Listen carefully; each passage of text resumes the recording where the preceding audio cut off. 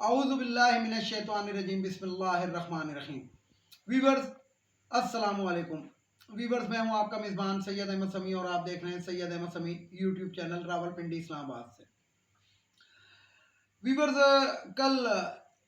इमरान खान के वारंट गिरफ्तारी जारी हो गए। उसके बाद पुलिस और रेंजर्स की बहुत बड़ी तादाद ने बनी गाला को अपने घेरे में ले लिया,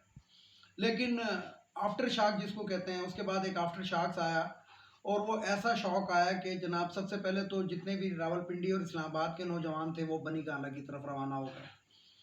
और उसके बाद पूरे पाकिस्तान के तकरीबन जो बड़े बड़े शहर हैं, लाहौर हो गया, कराची हो गया, हैदराबाद हो गया, सखर हो गया और रावलपिंडी हो गया, इसके अंदर मुख्तलिफ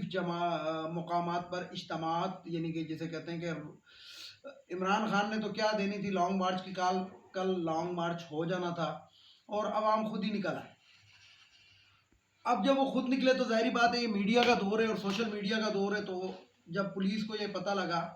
जाहिर, और मैं आपको ये भी बता दूं कि पुलिस खुद नहीं गई बल्कि पुलिस को पीछे से एक आर्डर आ गया कि फ़ौरन वहाँ से निकल जाओ और इमरान खान को गिरफ्तार करने की कोशिश मत करें।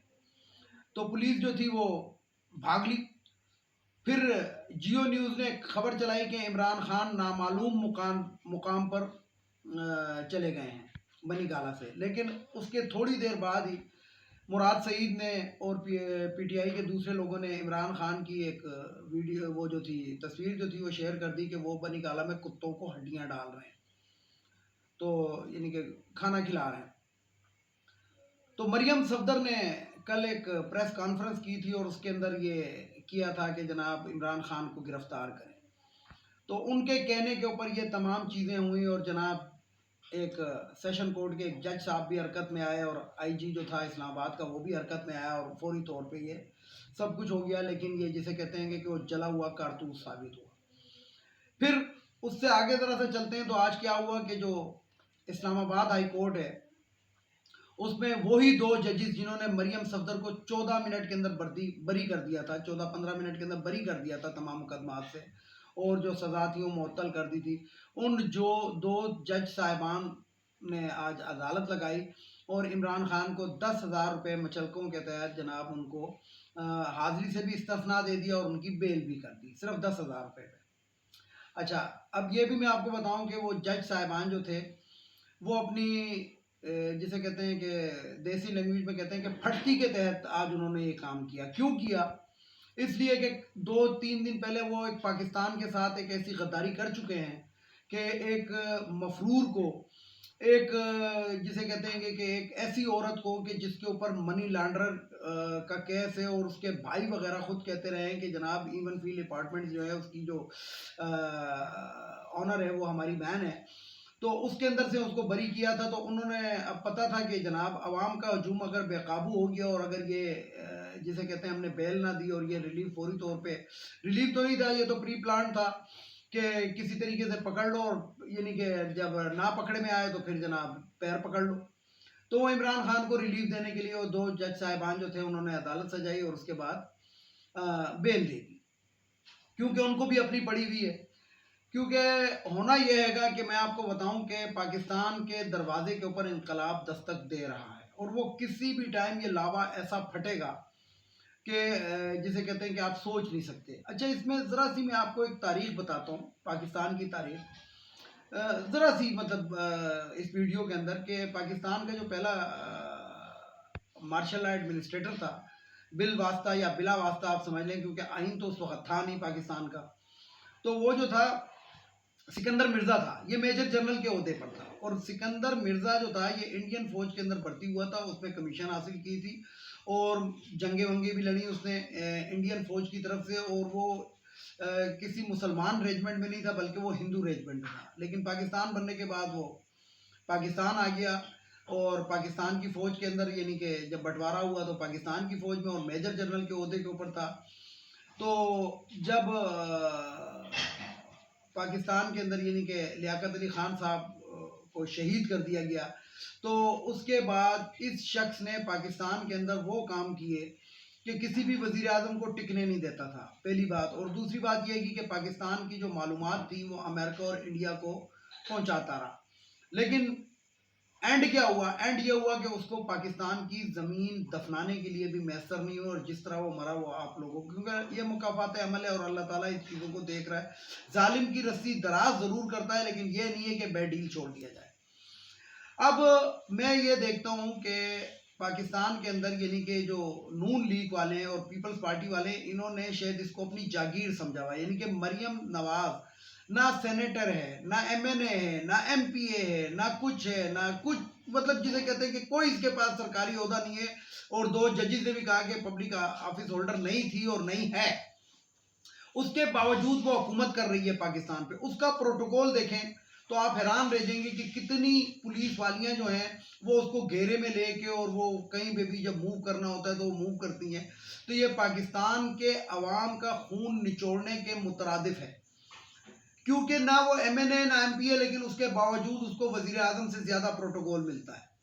और ये कौन देता है? ये इम्पोर्टेड्स दे रहे हैं। इसी तरीके से मैं आपको बताऊं कि मैंने एक तस्वीर भी फेसबुक के ऊपर थोड़ी देर पहले शेयर की है कि जिसको अब जेलों में होना चाहिए था वो इस टाइम वजीर, मुशीर और वजीर आजम बने हुए हैं, और एक वजीर आला भी बन गया था उसके अंदर, जिन पे फर्द जुर्म आयद होनी थी तो फर्द जुर्म आयद नहीं हो सकी और उसको वजीर आजम बना दिया गया। तो पाकिस्तान की अदालतों के ये जो चेहरे हैंगे ये किसी से ढके छुपे नहीं है, इसीलिए तो 138वें नंबर पे हैं। अगर 138वें नंबर पर ना होते, अगर ये अच्छे काम करते तो अब ये 138वां नंबर ना होता। लेकिन मुसलमान रियासत है, मुसलमान मुल्क है, और ये हलफ, अगर इनका हलफ आप देख लें, इन तमाम जजिस का, वज़राए आज़म का, वजीरों का, अगर आप हलफ पढ़ लें तो आप कानों को हाथ लगाएंगे कि इसके बाद कौन सी ऐसी गुंजाइश रह जाती है, उसके बावजूद ये करप्शन करते हैं। उसके बाद जजिस, उसके बावजूद ये जो जजिस हैं अपने ओहदों का गलत इस्तेमाल करते हैं और प्री प्लान और किसी के टेलीफोनों के ऊपर ये फैसले देते हैं, मेरिट के ऊपर फैसले नहीं देते। यानी कि जो पाकिस्तान के अंदर 80% फैसले हैं वो प्लांटेड होते हैं। दोबारा इमरान खान के वारंट गिरफ्तारी जो थे कैंसिल हो गए, उसके बाद आज उन्होंने टेक्सले के अंदर खिताब किया, और आप लोग वीडियो के ऊपर देख चुके होंगे कि बहुत बड़ी तादाद के अंदर लोग वहां पे फिर मौजूद थे। और मैं आपको बता दूं कि पाकिस्तान तहरीक इंसाफ के चेयरमैन इमरान खान के ऊपर बेइंतहा दबाव आ चुका है, और वो दबाव इस चीज़ का है कि इवन के उनके जो अपने लोग हैं, जो उनके वजीर और मुशीर रह चुके थे, जो उनकी काबीना का हिस्सा थे, वो भी कह रहे हैं कि खुदा के लिए आप इसकी काल क्यों नहीं देते हैं, क्योंकि अवाम के अंदर बेचैनी पड़ चुकी है। अवाम जो है वो पिस चुकी है महंगाई के उसके अंदर। 12 रुपए का रिलीफ दिया जनाब पेट्रोल के ऊपर, यानी कि आप बात करते हैं कि कौन सी, आप तो महंगाई मुकाने के लिए आए थे तो दोबारा 148 रुपए के ऊपर पेट्रोल ले आए ना, डॉलर जो है वो 178 के ऊपर दोबारा लेकर आए ना जरा। लेकिन नहीं, पहले मुक्ता इस्माइल से मसनूई महंगाई कराई गई, महंगाई कराने के बाद अपनी तिजोरियां भर ली, यानी कि जिसे कहते हैं, फिर उसके बाद एक प्री प्लान शख्स को वजीर खजाना बना के बुलाया गया कि क्योंकि वो तो लूट मार का माहिर है, वो तो अहले शरीफ के लिए जो लूट मारे करता रहा है, वो तो उसका मुंशी है, वो तो माहिर है, तो उसको वजीर खजाना बनाया गया, और उसके बाद 12 रुपए का रिलीफ दे दिया गया। लेकिन मैं आपको बताऊं कि इस 12 रुपए को किस तरीके से दूसरी तरफ कन्वर्ट किया गया कि मुख्तलिफ अशिया जो है इस टाइम जो पाकिस्तान के अंदर महंगाई की शरह है वो तकरीबन 37% है, यानी कि 100 रुपए के ऊपर हम 37 रुपए ज्यादा दे रहे हैं। इसका ये मतलब होता है फीसद का, कि 37% से मुराद ये है कि अगर 100 रुपए की जो चीज खरीदारी हम कर रहे हैं उसके ऊपर हम 37 रुपए एक्स्ट्रा दे रहे हैं। तो पेट्रोल के रिलीफ को जिसे कहते हैं कि जो ये बढ़ा चढ़ा के पेश कर रहे हैं, तो ये पेट्रोल का जो रिलीफ है ये वो रिलीफ है ही नहीं, क्योंकि इस टाइम इंटरनेशनल मार्केट के अंदर तो तेल की कीमत जो है वो $82 बैरल के ऊपर आ चुकी है, और अगर $82 बैरल का हिसाब लगाएं तो पाकिस्तान के हिसाब से वो तकरीबन 103 रुपए लीटर बनता है। उसके बावजूद ये, फिर मैं यही कहूँगा कि ये जो नून लीग के जो चाहने वाले हैं उनमें कोई भी हो सकते हैं, जजिस हैं, वकला हैं, जिसे कहते हैं कि मुक्तदर हल्के हैं, न्यूट्रल्स हैं, और अवाम जो जिनको उर्फ आम में पटवारी कहते हैं, ये जो इनको चाहने वाले हैं, या तो ये दिमाग से ये आ रही हैं, यानी कि जिसे कहते हैं कि बालिगुल दिमाग है ये, कि इनके पास दिमाग ही नहीं है ये चीज़ देखने का कि यार अब ये इस मुल्क को किस तरफ लेके जा रहे हैं। यानी कि चोर उचक्कों को आप बुला बुला के अब अपनी काबीना का हिस्सा बना रहे हैं। एक और खबर आपको दे दूं कि कोशिश की जा रही है कि किसी एक एमएनए को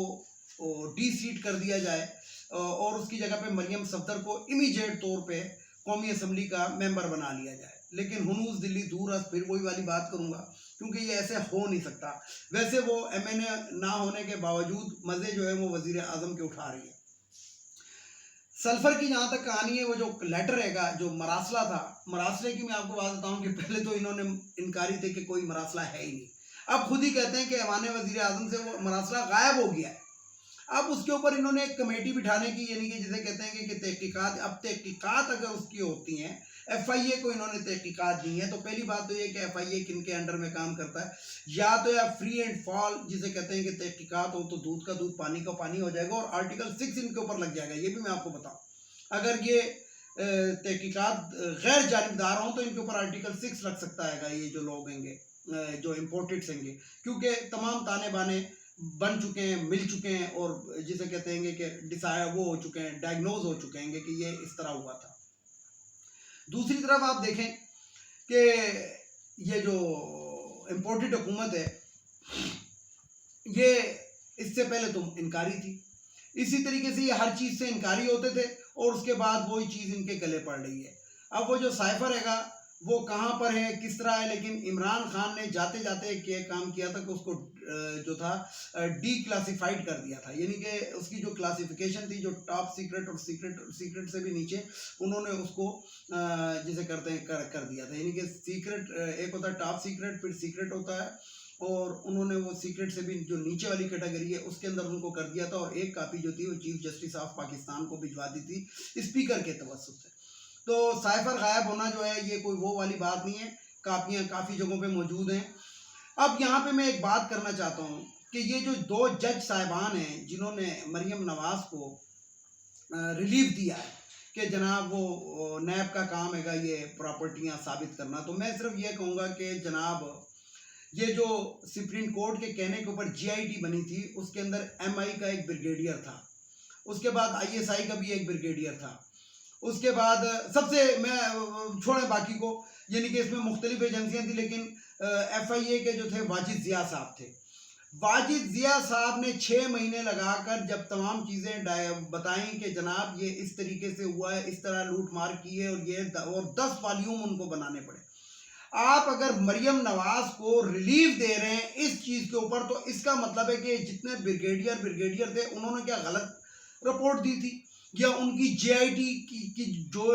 वो है कि वो गलत थी, जो उन्होंने डिसीजन दिए थे वो गलत थे। अगर वो डिसीजन गलत है तो फिर उनके खिलाफ भी कार्रवाई हो। एक तरफ उनके खिलाफ आप कार्रवाई नहीं करते और इधर इसको रिलीफ दे रहे हैं, इसका मतलब यह है कि आप लोग कुछ ले दे के ये फैसला दिया गया,